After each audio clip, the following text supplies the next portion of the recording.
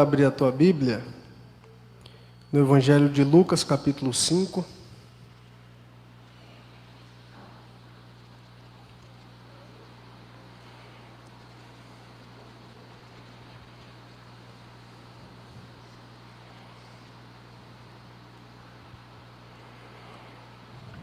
Evangelho segundo Lucas, capítulo 5. Nós leremos a partir do verso 17. A cura de um paralítico em Cafarnaum. Ora, aconteceu que num daqueles dias estava ele ensinando e achava-se ali assentados fariseus e mestres da lei, vindos de todas as aldeias da Galileia, da Judeia e de Jerusalém. E o poder do Senhor estava com ele para curar. Vieram então uns homens trazendo em um leito um paralítico e procuravam introduzi-lo e pô-lo diante de Jesus.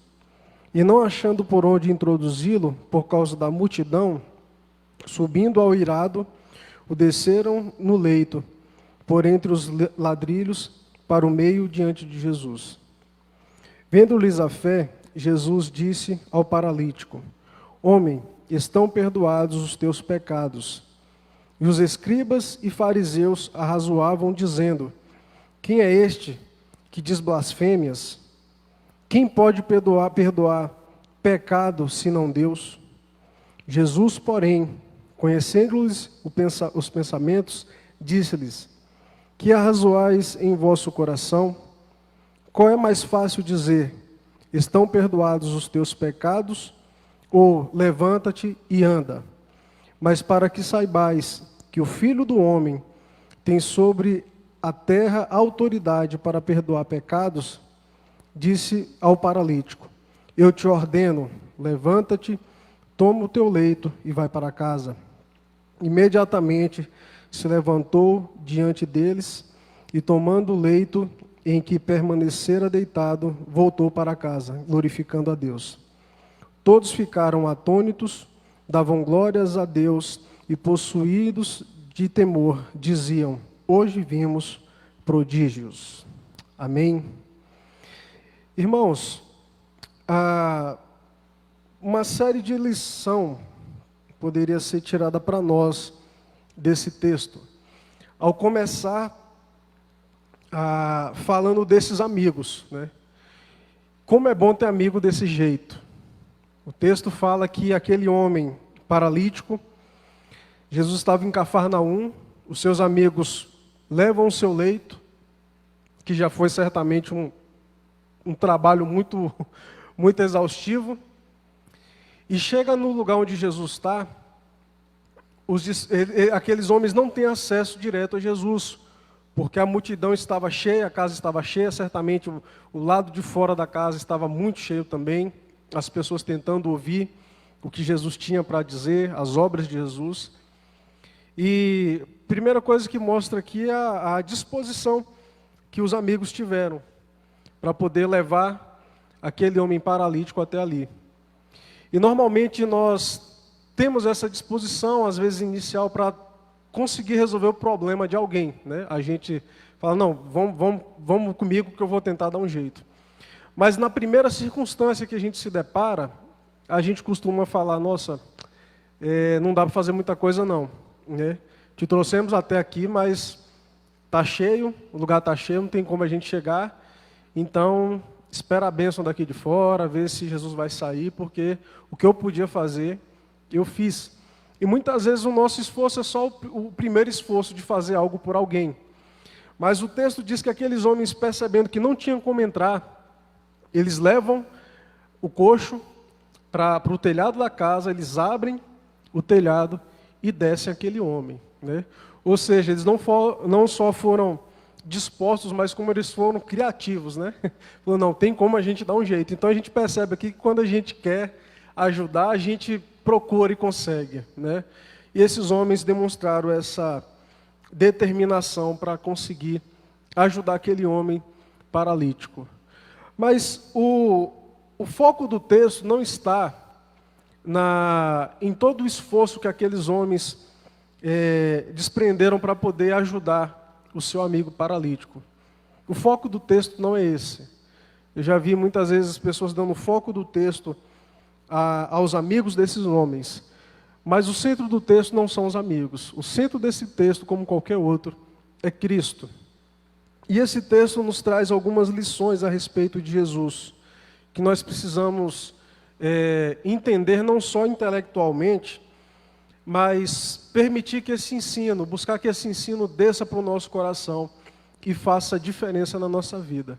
Primeira coisa que esse texto nos ensina, que o pecado é a nossa maior enfermidade. Queridos, o nosso maior problema se chama pecado. Nós nos queixamos de muitas coisas que temos visto na televisão, nós nos queixamos da violência, nós nos queixamos dos políticos, nós nos queixamos de tudo que é possível queixar. Domingo, após o culto, eu cheguei em casa, né, eu costumo não assistir Fantástico, essas coisas, mas liguei, estava passando algo interessante, Tamires sentou do meu lado, gente, uma notícia ruim atrás da outra. Enquanto a gente esperava a comida esquentar, foram as 3 notícias ruins. E Tamires falou, nossa, não quero ver mais televisão não. Chega, né? Eu falei, não, deu. Desliga. Porque são coisas que a gente começa a assistir e a gente começa a se incomodar com aquilo. Problemas diversos. Mas o maior problema que existe, o nosso maior problema se chama pecado. E é isso que eu acho interessante, porque no momento que aquele homem desce pelo telhado, certamente se eu e você estivesse ali e percebesse Jesus indo em direção àquele homem, primeira coisa que a gente ia pensar, Jesus vai curar esse homem. Só que qual é a primeira coisa que Jesus faz? Perdoado estão os teus pecados. Jesus vai no foco do problema daquele homem. O maior problema daquele homem não era ser coxo. A gente não pode afirmar, mas muitas das doenças que acometiam as pessoas daquela época, elas estavam associadas a pecado. Por exemplo, a lepra, ela estava associada a um tipo de punição de Deus, de castigo de Deus por conta do pecado. Então era comum que as pessoas perguntassem, né? Quem que pecou, ele ou os pais? Era comum essas perguntas dos discípulos. Né? Então, certamente, aqueles homens, os discípulos e a multidão deveriam estar perguntando, será que esse homem está assim porque ele pecou? Será que esse homem está assim porque os pais deles pecaram? Mas o fato é que Jesus declara algo, que aquele homem é pecador, mas que aquele homem estava perdoado. Queridos, Deus, pelo seu Filho Jesus Cristo, Ele perdoa os nossos pecados. E quando a Bíblia fala que Ele perdoa os nossos pecados, Ele perdoa todos os nossos pecados. Existem pessoas que têm crise com o seu histórico de vida, que não conseguem entender a graça de Deus. Eu já contei essa história aqui, eu vou repetir essa história novamente. Um amigo da minha família, que era um policial extremamente... não vou dizer que ele era corrupto, porque eu não tinha essa informação. Mas um homem que fez muita família chorar. Um homem muito mau. E ele acabou se convertendo. Mas ele tinha crises e mais crises a respeito do perdão de Deus na vida dele. Ele tinha crises e crises, e ele já havia compartilhado isso com a minha avó. E um dia eu estava em Salvador, minha avó estava doente, e ele foi nos visitar, e ele falando disso, dessas crises que ele tinha, porque quando ele olhava para o passado, ele via as coisas que ele havia feito, e falava, não é possível que Deus me perdoou. Não é possível que Deus apagou tudo que eu fiz. Um histórico de sangue, literalmente, um histórico de muita marca negativa. E ele contou que um dia ele estava indo para um congresso, e quando ele entrou no local onde estava acontecendo aquele congresso, ele disse que teve uma visão. Ele viu uma cruz gigante, E ele diz que caiu uma gota de sangue gigante dessa cruz sobre ele. E ele diz que quando ele se olhava, ele se via ensanguentado. E ele falou, no momento que eu tive aquela visão, o homem que estava pregando, ele apontou o dedo para mim, eu era a única pessoa no fundo da igreja, e falou, você entendeu o que você acabou de ver? Ele olhou para trás procurando se tinha alguém, falou, não, é você mesmo, você entendeu a visão que você acabou de ter? E aquele homem ficou branco, né? E o pregador falou, hoje você precisa entender, e Deus está mandando te dizer, que Ele te purificou de toda a tua iniquidade. Deus te perdoou de todo o teu pecado.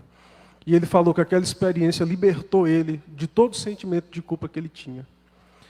Talvez você, como eu às vezes tenho, por mais que a gente conheça a palavra, às vezes a gente começa a questionar se realmente Deus perdoou.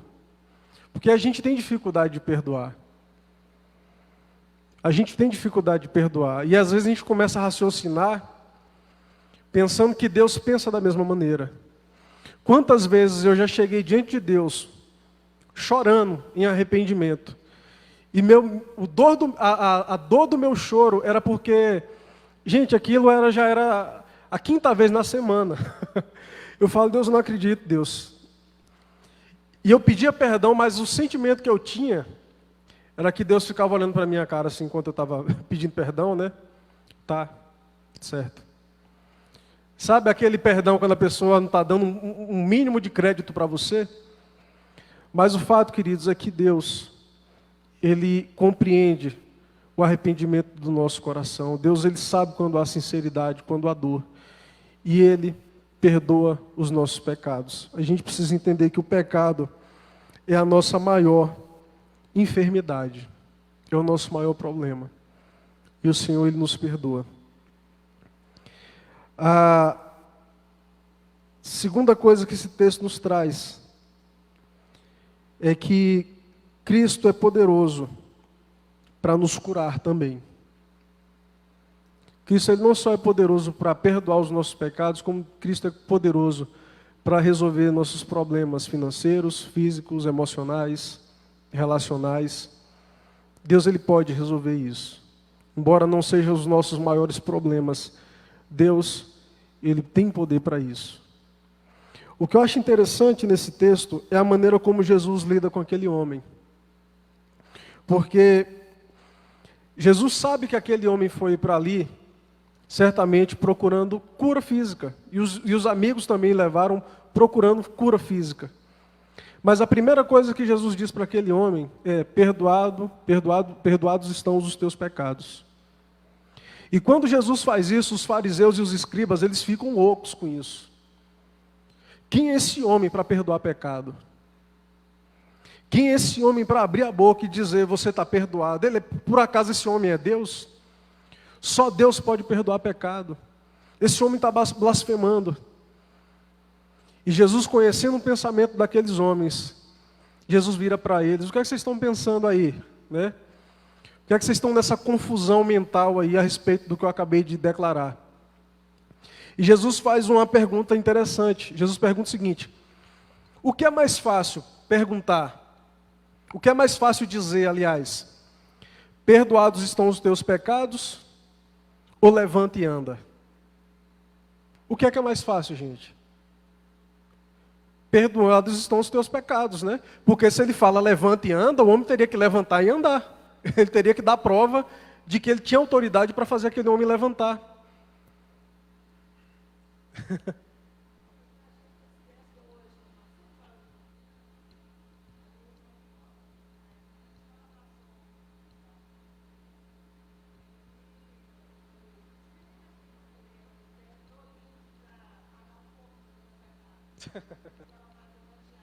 Uhum.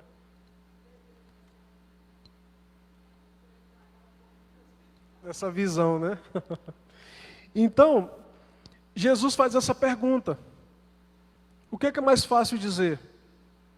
Perdoados estão os teus pecados, ou levanta e anda? É claro que é mais fácil você falar, perdoados estão os teus pecados, porque quem vai provar que não foi perdoado os pecados, né? Então, literalmente, realmente é muito mais fácil Jesus declarar: perdoados estão os teus pecados, do que levanta e anda. Não é verdade? Porque se alguém que não tem autoridade chega e fala levanta e anda, ele teria que provar que ele tem autoridade para isso. Mas se ele fala perdoados estão os teus pecados, quem que vai provar que foi perdoado ou não? E aí Jesus diz o seguinte, verso 23, qual é mais fácil dizer: estão perdoados os teus pecados, ou levanta-te e anda? Mas para que saibais que o Filho do Homem tem sobre a terra autoridade para perdoar pecados, disse ao paralítico: eu te ordeno, levanta-te, toma o teu leito e vai para casa. Então, assim, se vocês estão duvidando que eu tenho autoridade para perdoar pecado, eu vou provar para vocês que eu tenho autoridade para fazer as duas coisas. Levanta e anda. O homem levanta e anda. Queridos, para um judeu aquilo era algo extraordinário, porque os milagres eles acompanhariam o ministério do Messias. Eles tinham a consciência de que Deus não respondia a pecadores. Deus não respondia a homens maus. Então, no momento em que Jesus diz que os pecados estão perdoados, aqueles homens fazem a seguinte declaração: só Deus pode perdoar pecado. Mas não somente isso, só Deus pode perdoar pecado, como também só Deus pode curar um paralítico. Só pelo poder de Deus alguém pode fazer algo extraordinário assim. E Jesus fala: então, para provar que eu tenho autoridade tanto para perdoar pecado quanto para curar, eu falo, levanta e anda. Gente, naquele momento Jesus provou a sua divindade, porque ele mostrou autoridade sobre a vida espiritual daquele homem, ele perdoa pecado. Jesus mostrou autoridade sobre a enfermidade daquele homem. E quando a gente começa a ver Lucas, no verso 42, aliás, no verso 31 do capítulo 4, fala sobre a cura de um endemoniado em Cafarnaum. Então a gente vê a autoridade de Jesus se manifestando sobre todos os aspectos. Jesus tinha autoridade sobre os espíritos malignos. Jesus tinha autoridade sobre as forças da natureza. Ele acalma a tempestade. Jesus tinha autoridade sobre o mundo, a questão física, sobre as doenças, sobre a condição humana. Jesus tinha autoridade sobre a espiritualidade, a vida das pessoas também. Então, queridos, nós estamos diante de um Deus, Cristo Jesus, Deus encarnado, que Ele é poderoso para fazer coisas extraordinárias, inclusive nos dias de hoje. Inclusive nos dias de hoje.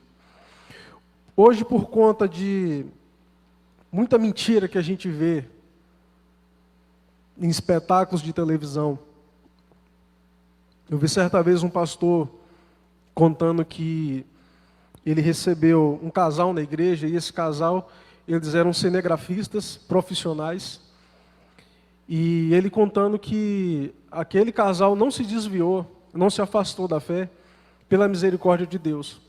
Porque ele diz que logo no início da caminhada deles, da conversão deles, eles foram convidados, eles foram contratados para filmar um culto de uma mega igreja.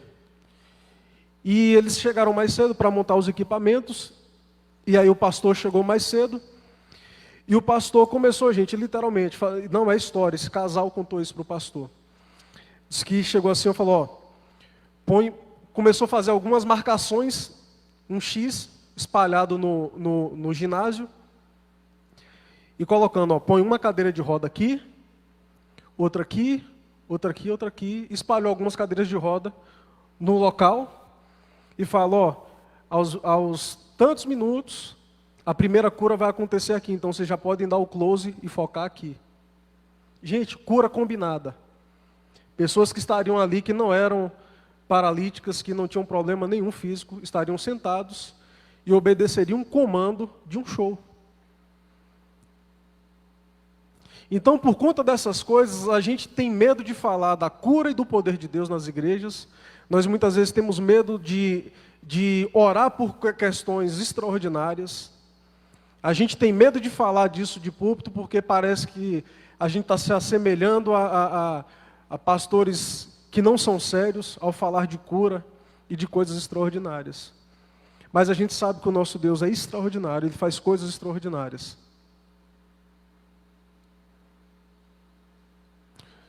Nosso Deus faz coisas extraordinárias.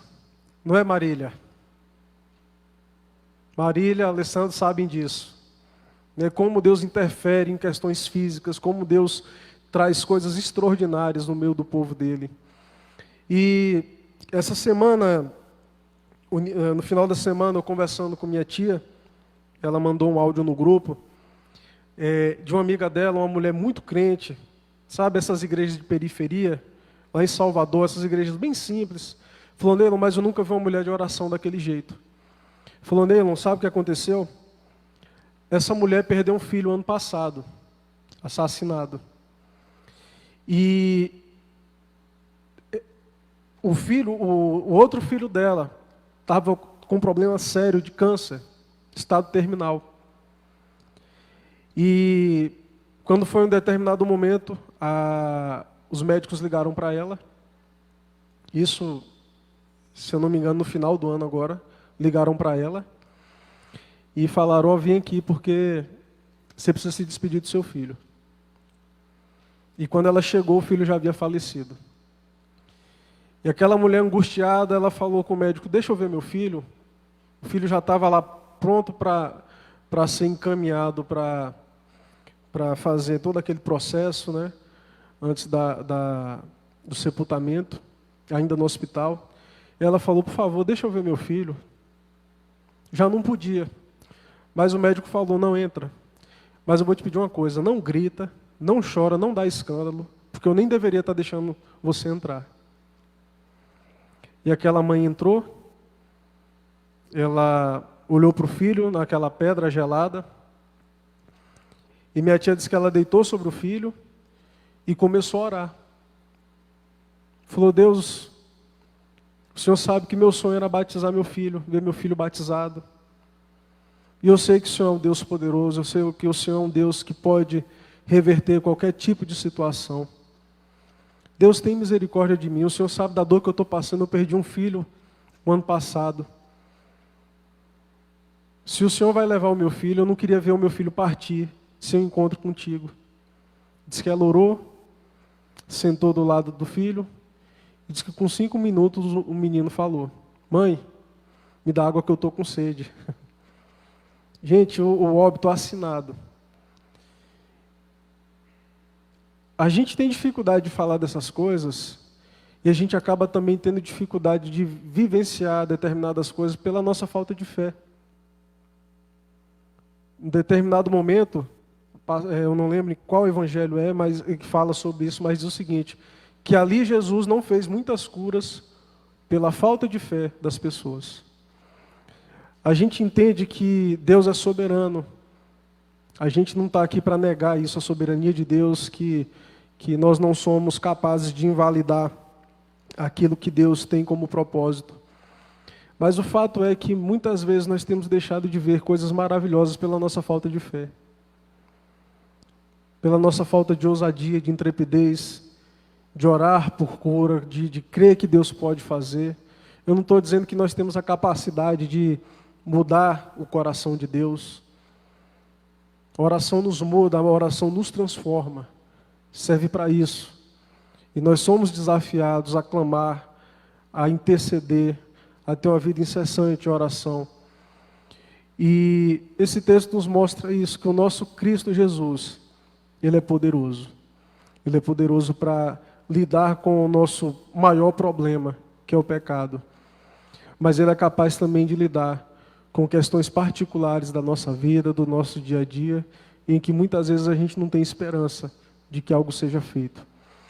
Eu queria que nesse momento nós tirássemos um tempo de oração, tirar aí 5 minutos de oração, por um motivo específico. Talvez você esteja passando por uma situação em que você depende de um milagre de Deus, você depende de uma intervenção extraordinária do Senhor. E que nesse momento você possa orar, inclusive pela tua falta de fé. Como aquele pai que leva um menino endemoniado à presença de Jesus.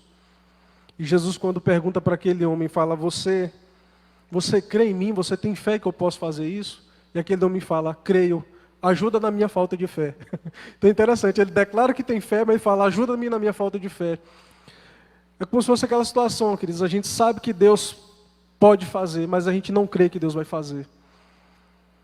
Porque eu sei que nenhum de vocês aqui duvidam do poder de Deus. Mas quantas vezes a gente ora por uma situação sem crer que Deus vai fazer? Aquele milagre na tua família, aquele milagre na tua casa. Nosso papel é crer, é orar com fé, é crer de que Deus pode fazer. Porque o extraordinário só o Senhor pode operar.